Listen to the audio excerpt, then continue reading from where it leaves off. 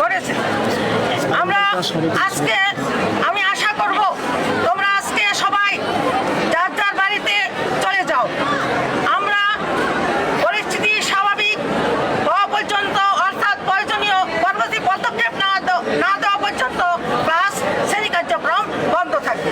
তবে আমরা এও বলছি যাতে তোমাদের শ্রেণী কার্যক্রমে সমস্যা না হয়, তোমার পাঠদানের সমস্যা না হয়, পরীক্ষার সমস্যা না হয়, সেজন্য আমরা আন্তরিকতার সাথে আমরা খুব দ্রুত আমরা এটা সমাধান করার চেষ্টা করব।